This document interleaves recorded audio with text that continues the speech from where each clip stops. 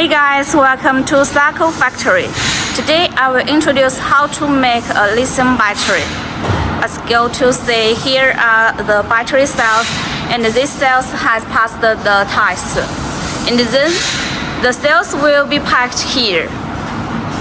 This area, these workers work for pack the cells together. That make the core of the battery pack. And then this worker will welding the connector to the battery pack. And then another worker will fix a fire-proof device here to ensure the safety of the battery pack. Okay, so if you are interested in the battery pack, please feel free to contact my WhatsApp. Thank you.